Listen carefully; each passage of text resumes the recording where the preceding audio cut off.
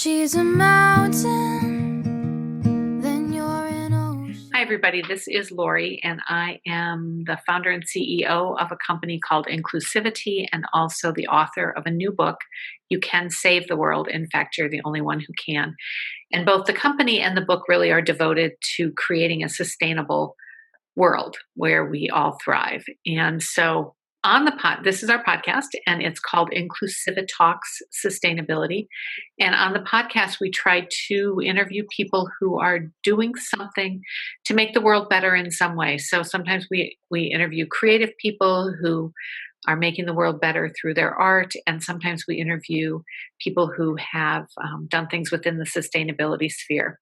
And often those two overlap as well. So today we are really fortunate to have with us Jerry. And Jerry, is your last name Dirks? Dirk? D-I-R-K.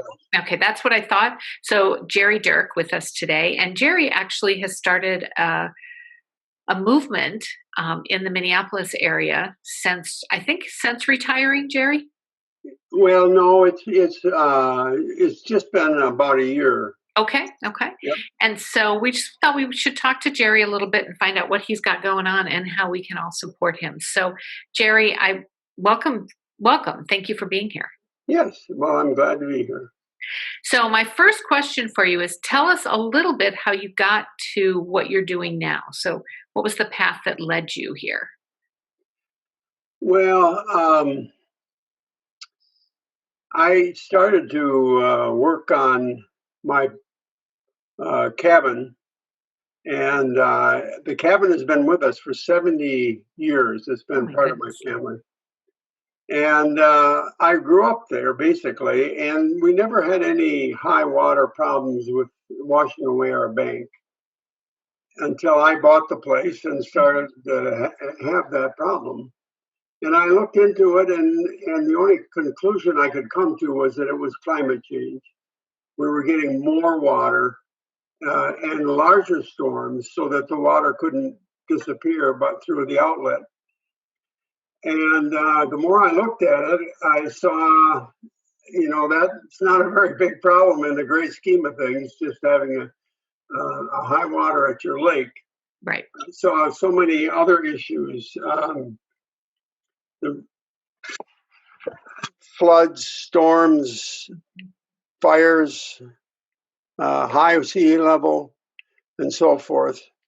And I went to the internet and started to do some research, and I found that in the internet there were only technical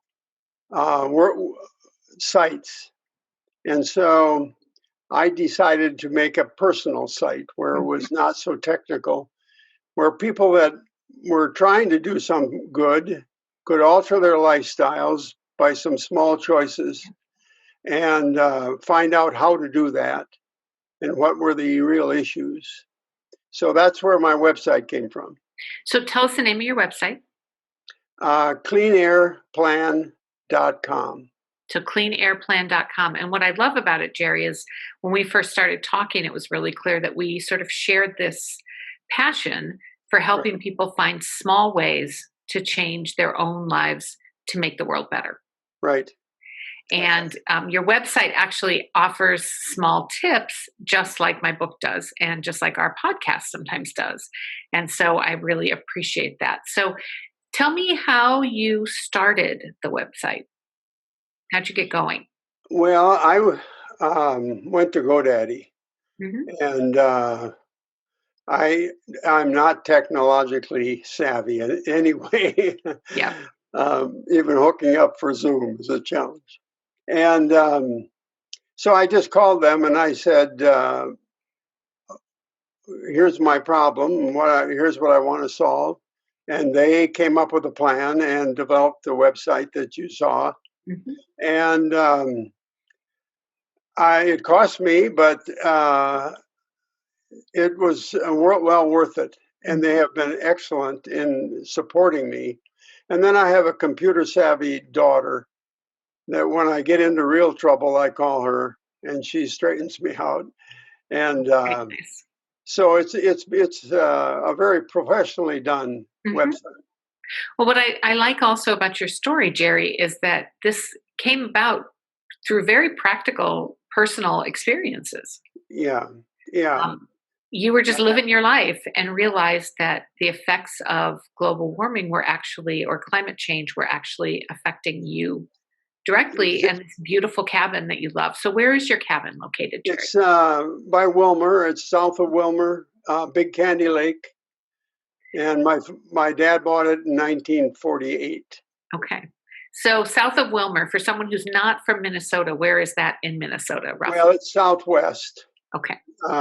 By Redwood Falls, Olivia's my hometown, and we were 20 minutes away from the lake.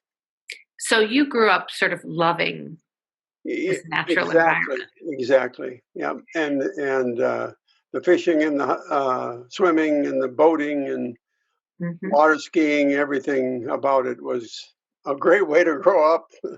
Yeah. So, do you remember the first time you recognized how important the environment was to you, or how important this natural resource was to you? Well, it's partly related to my grandkids because I want them to inherit the kind of life that I was able to live. Sure. And if we keep polluting the way we are, that's not going to happen, and that hurts. So I keep thinking of them, and I have 8 grandchildren, and when I'm not motivated or when I'm getting discouraged, I think they're worth it, and they need to have a stable environment where they can thrive. Yeah, I like that.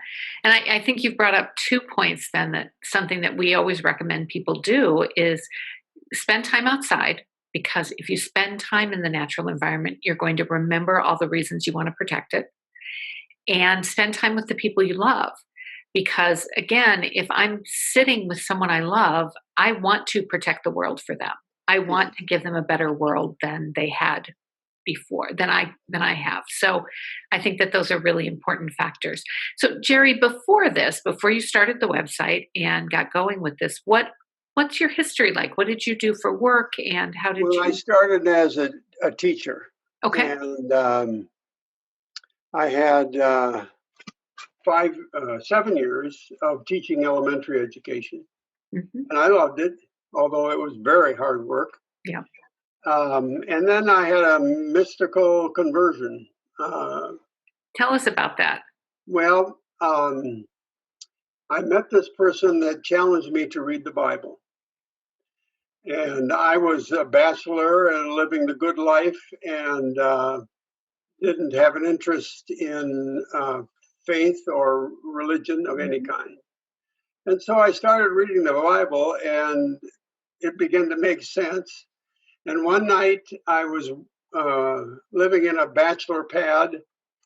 I went to bed, read the Bible, and turned out the light. And 5 minutes later, the room was filled with light. And I felt from the top of my head this light coming through me all the way to my feet. And I knew something had changed. Yeah. So I went to sleep, and I woke up the next morning, and a teacher friend of mine, we both taught in the same school, looked at me and said, "What happened to you, Dirks? You look different." So that confirmed it wasn't my imagination. And from then on, my values and the way I looked at the world and what I counted as important radically changed. So I decided that I wanted to go to seminary and explore further this new faith I had found. And then when I graduated, my wife and I decided, well, should we go back to teaching, or should we go and become clergy. And so I decided with her that we would become, I would become a clergy. And then that was the second career I had. And by the way, the person that challenged me ended up to be my wife. I wondered. Yeah. So it was a dramatic change, and something that a lot of my friends didn't understand, and a lot of other people didn't understand. But I was at peace with it, and have enjoyed the change that I've had. So how long were you in the ministry? And I do know that you're still in the ministry, because my understanding is you don't ever really, No, it's not right. a career you really retire from. Yeah. You may stop serving in church, but you don't really retire. Well, I had a career in Michigan, and then I came back and I had a career here, and that's probably 20 years of ministry. I did some other things in between, and which is a long story that doesn't relate Sure. to what we're talking about. But I retired quite a while ago, when I was 62, and I'm almost 80 now. So Okay. And I work in ministry. I work in prison, and You do that now? yes, although we can't because of COVID. Right. But I was involved with that, and then of course I do funerals of people that were in my church that want me to be their pastor yet, and also some weddings. My last wedding, I did married my nephew and his wife. So it's fun to stay in that, but it's less and less now. Tell me about the prison work. How did you start doing that? Well, there's a man in our church that was a professor at St. Cloud State, and he, when he retired, he went and got a degree in ministry, and he is involved at St. Cloud Reformatory, and it's with a program that was started by Chuck Colson, and we go in and basically try to teach. It's a class, and we teach how to be disciplined and to be focused and make good choices after you leave. Okay. Preparing them to leave. They're mostly in for short term. Sure. And so they want to get back out and do well, and they're motivated. And we have some tools that we teach them that will help them in that process. That sounds like very rewarding work. It is. And I have visited prison in Michigan and here just on my own with people that I've come across that Sure. I befriended. So it wasn't a hard step for me to go in that. And I enjoy it. They're motivated students, and I like to teach. So it's motivating. So, Jerry, I didn't warn you about this question because I didn't know that it would come up, but I'm curious for you if you can just take a minute to reflect on what all of these pieces have to do with each other. So, you started out as a teacher, the ministry, the prison work, and then the website you have now, which has become a passion. Because I see some real threads connecting them, and I'd just like to know what you think those are. Well, those who have much is required. So I grew up and was nurtured by a good family. I am white. I am male. I have many privileges that other people don't have. And from my faith, that says I have a responsibility. And the reason I chose, I chose the prison ministry because that is a group that mostly haven't had privileges. And I chose the website because it's the biggest problem that we're facing. It has to be solved.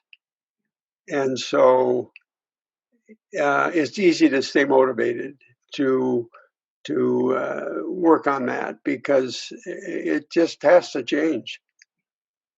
What I love about this, Jerry, is that it's such that link between your personal feelings, your faith, your belief in change, as well as all the aspects of sustainability. So as you understand, sustainability is about the environment, but it's also about taking care of each other. And it's also about equity.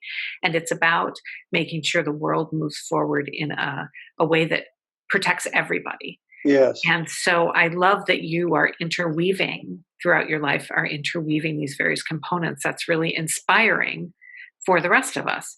And I will say, Jerry, that the more I talk to you, the more I like you. I think you are, I think we are so thankful and so privileged and lucky that you're here and that you get that. And I think, knowing your own privilege is hugely important for us to make the changes we need to make.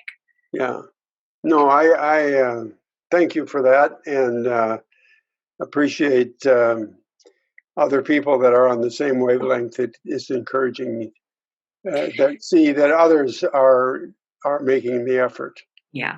Well, and it does take all of us, and it takes all of us just owning it. Yes. And that's, that for me, that's the thing, is for me to take responsibility for my decisions and my actions and own them. Yes. And take responsibility, as you said, for my privilege. Yes. And work exactly. to address that and make changes. Yes. Jerry, if you were to tell us what you would like your website to do, sort of what your goals are with the website, let us know. Tell us about that. Okay. I'm going to find a little quote here.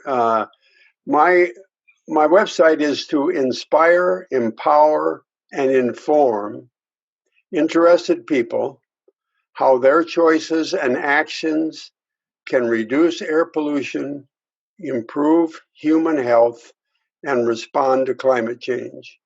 I love it. So I'm looking for the average person that is going to work and is trying to hold it all together, but is also concerned. And they don't have time to do the homework I've done. Yep. And they don't, they have other priorities that have to be made. And so I'm hoping that there's two things that I want to do, and that's one is inspire, and the other is to have it simple so that they can look at the site and say, here's where I can get involved. This is what I can do. And it's not big, but it's important. Yep. So that's where I'm at. I love that. I definitely want you to connect with Alliance for Sustainability, which is the nonprofit that we work with. It's in the Twin Cities. It's growing, and the goal is to grow the network so that there are more and more websites and people exactly like you who are engaged in this big conversation. And so I think you would love it. And I think that you would be a wonderful addition to the people who are involved with that and are connected to it. Because I feel, and I think you probably agree, that we should all be working together and have our own pieces, have our own things that we're doing, but then also supporting and connecting with each other, because that's how we grow and that's how we make a big impact. And that's how we know that we're not alone. As you said, sometimes just even meeting that other person who's working on this just makes you say, oh, thank goodness. I'm not alone in this. There's a network of people. And the Alliance's goal, which is lofty, but their goal is to, over the next 12 months or so, connect to 1 million people. So their goal is big, and they have a Kickstarter that's coming up soon to help support that. And we're actually creating a curriculum to go into schools. So it's a big project. So is that located? Is it started in Minnesota? Yes, and it's been around for roughly, I can't remember if it's 30 or 40 years. So it's Alliance for Sustainability. The website is afors.org, and they have actually historically they've been in Congress, they've lobbied the UN, they've done big things. And now their mission really is reaching out to individuals and saying, here are things we can do. And it's exactly the kind of stuff that your website is promoting. Yeah. And again, I think it's that network, right? It's that web of people who are working on this that will make the change. Right. No, yes. And they promote me and I promote them. That's exactly it. Then we talk about each other. Yes. It doesn't matter. If we're doing a similar thing, there's no reason that people shouldn't check out your website and check out our Facebook group as well. I think that we'll have different ideas. We'll have new ideas. We can promote each other's ideas. I think that's how the world moves forward. Yeah. Go ahead. No, that's fine. So, Jerry, if you had to name the things that inspire you the most, so sort of your passions and the things that really drive you, what would you say they are? Well, the need is the first thing, the need for climate change, the need of the prisoner. But I think one of my gifts is speaking words. And so I write poetry.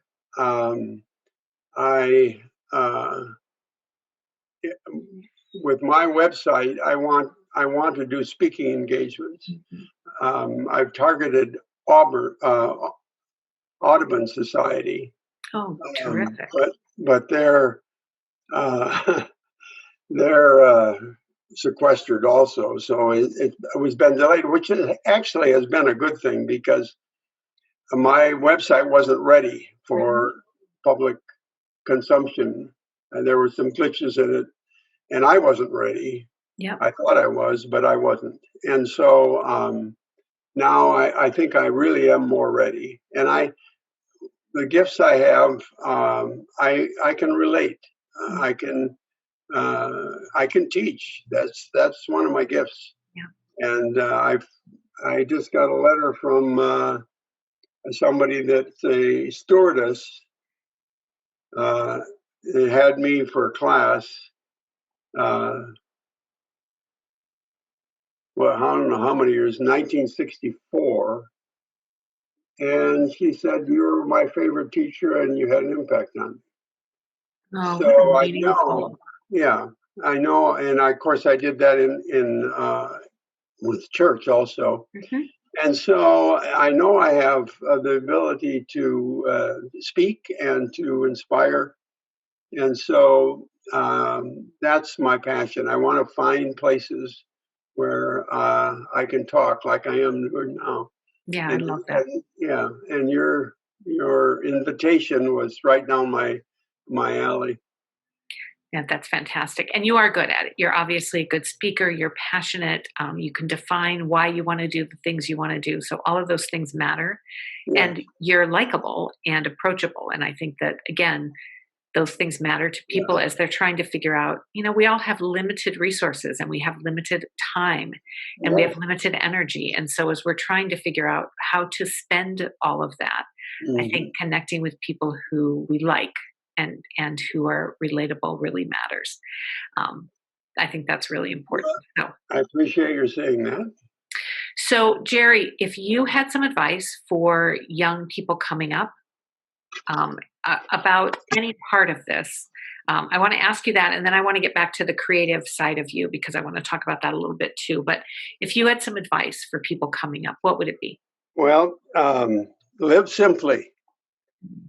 Everything you buy and use that is a non-essential has a personal cost in time and money.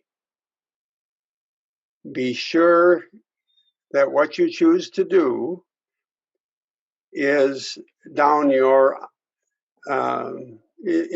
down your alley. In other words, living simply. I think my daughter has inspired me that way. My daughter's husband has a good job at 3M, and they also have rental properties. They have money, but you wouldn't know it. And she has inspired me to think about how you spend your time and money, and that's why there's another thing that I've done. My backyard now has no grass in it. I don't want to spend my time mowing grass. Yeah. It's a polluting activity. Besides that, it takes time and it takes money. Mm-hmm. And so now it's going to be flowers and native grasses. And so then that's an example of a choice, a lifestyle choice. Mm-hmm. But what it's going to cost you, not just in money, but in energy and time. That's my advice to young people would be: choose wisely, choose simply. And it's proven that people who have more money are not any happier. Right. And so be careful on how you choose. Yeah. Somebody I was talking to yesterday, another woman who's sort of in this same arena, very interested in fashion. So her passion is creating eco-friendly fashion for petite women, because it's really hard to find. So, but one of the things she said, her advice, which I think really echoes yours, is really define what your beliefs are. Really define who you are and what you want, what statement you want to make in the world. And then ask yourself with all your decisions if you're following that belief. Yeah.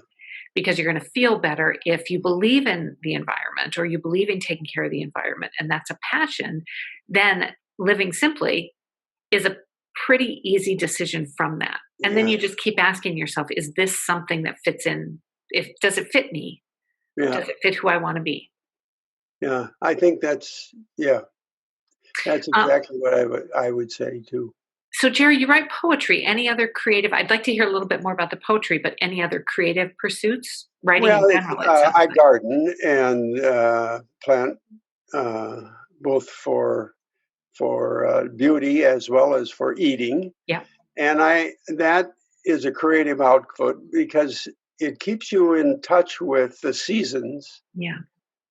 And it gives you the historic or research has shown that people that spend time in nature are healthier. Yeah, absolutely true. So one of the interesting things that I've discovered as I've gone through the podcasts is that most people in the sustainability field are also very creative and also have creative outlets. And whether it's, finding the ways to be sustainable that they're thinking and creating, or whether it's something else. So Jerry, you said you write poetry. Can you tell us more about the poetry you write? I think I've lost you. I'm hoping you'll come back. I think you're frozen right now. You're back. No, you disappeared again. Jerry, are you back? Yes. We'll just cut out, the person who does the editing will cut out that whole, okay. that whole point. What I wanted to ask you about is your poetry. So you're a poet. Tell me a little bit about how you write, the kinds of things you write about. I'd love to hear that. Yeah.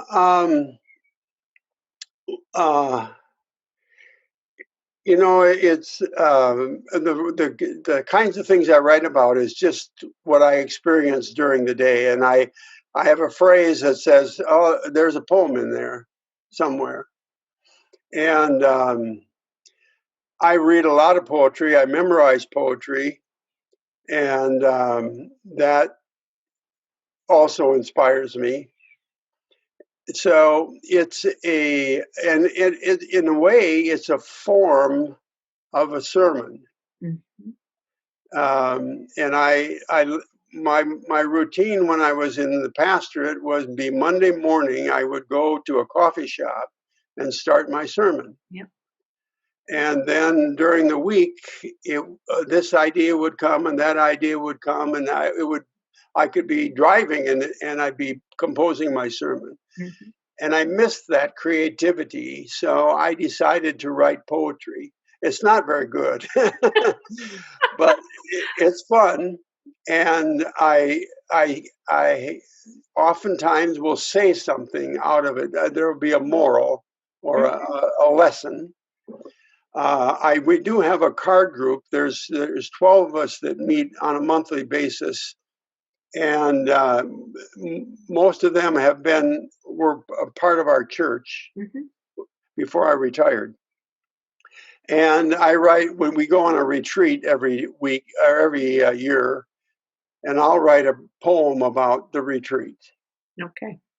So it's just whenever I'm inspired by an event or something that I see or something that I've learned, I write about it.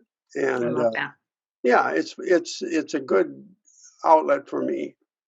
And it's just good for you. It's good for people to write. It's a good pastime if it's something you can do and you enjoy. Yeah. Good. So Jerry, I have one more question. I want to ask you to tell us a story from your life. You've already told us one. Okay. I'm hoping you can come up with another. But before I do that, is there anything else that we haven't talked about that you would like to talk about? No, I think, if anybody listens, you can make a difference. Yeah. Small differences make a difference.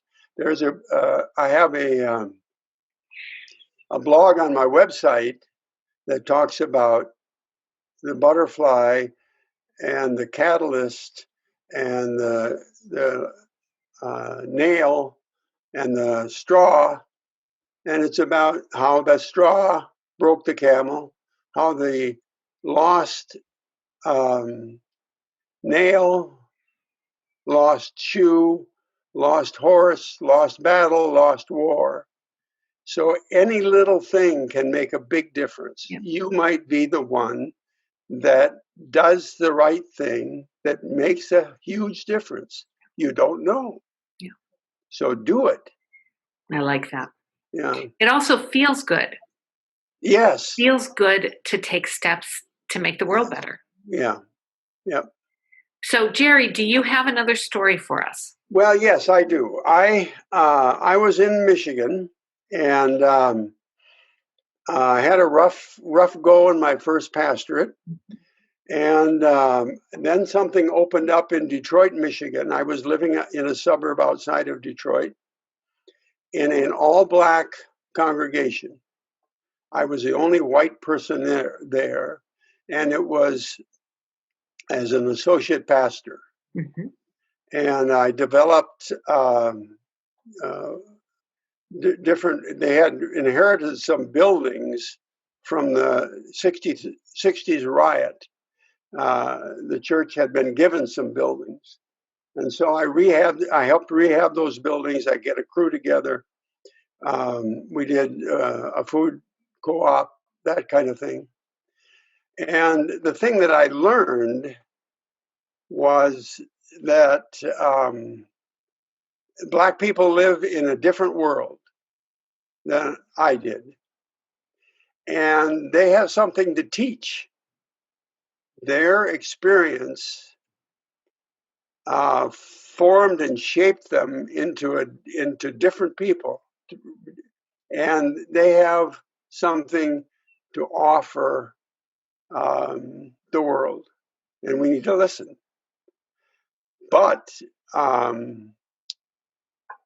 I couldn't afford to stay there. Mm-hmm. I wish I could have, because it was one of the best experiences of my life. But I wasn't paid well, and it was just the circumstances. Right. It wasn't their fault, and so I couldn't stay. My wife was taking care of my 3 kids and working, and and I was down in Detroit, so it just didn't work. Mm-hmm. But it was a wonderful experience. I miss the people that I met there. And they were very loving to me and very accepting of me, and I learned a lot. So, Jerry, you said that you felt like we can learn some real lessons, and that we have to listen, which I think is really good advice for all white people who are trying to solve all the problems without listening to anyone else. What would you say is one of the things that you learned? That you can be very poor and still have a good life.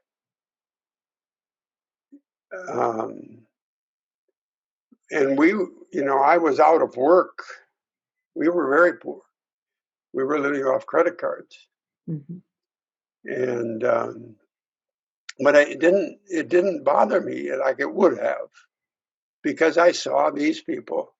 Oscar Taylor, who told the story of his eating meals with potatoes and chicken feet. Mm-hmm. And he said the best part of the chicken feet was that you could pull the tendons and have the claws go. Of course, that's what a kid would do. Right. But he grew up in that kind of poverty. And the chicken's feet were the flavor of the potato soup. Sure. And but he was a grounded person, and I'm not glorifying poverty, right? Because it's wrong, and it's systemic. Yeah. So, but it did teach me to value, to have different values, mm-hmm. and be content with those values, and yeah. So that was one lesson that was strong. Well, and I think that what you just said is a great clarification. It's not that you're saying so poverty is fine. No. What you're actually saying is that people are resourceful and can find ways to have joy and Absolutely. to have good lives regardless of the circumstances. Exactly. And as humans who have privilege, our goal should be to get people out of poverty. Yeah. And that needs to be a sea change, but I think it's there's some movements now that are making a difference. Jerry, it also sounds like this was a challenge, and what you met, which is really important, is people. Yes. That regardless of the differences, regardless of if we have different stories to tell, ultimately we can understand each other's stories if we listen carefully, because we're all humans. Yeah. Okay. The other thing I learned, and I'd like to tell this story.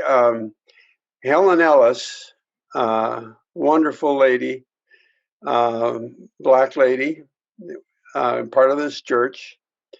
My mother died when I was there, when I was serving that church. And she took me out to eat. And we went to a suburb. And walked into this restaurant, and I could see the people tense up, because we were in a white suburb and there was a black lady coming into a restaurant. Now, if you have to live with that every day of your life, you can't have that. Yeah, we need to change that. We need to change that. And I saw, I saw that happen, and it changed me. Mm-hmm. Because it was someone I loved, I cared about. Right. But I knew that she had to live that way every day. Yeah. Yeah. Jerry, thank you so much for being here. It has been such a pleasure. I think there are probably lots of things we'll do together in the future. Yeah, that would be great. I think that what you're doing and who you are is an inspiration, and I'm glad that you're sharing that story and reaching out, continuing to reach out to people because it matters and we need to make these changes. Right, And right. I love that you know that. And you still have a lot left to do, I can tell. Yeah, and if I can be of assistance to your mission, I would be happy to. Yeah, we will keep participate. talking. We will keep Yeah. talking about that. Well, we'll So- find some way. We will definitely find some ways. So everybody, this is Lori, and my guest today was Jerry Dirk, and he has a website called CleanAirPlan.com. CleanAirPlan.com, and we would love to have you check that out. And this has been Inclusivi-TEA Sustainability, our podcast, and we will be back again with another episode. Thank you.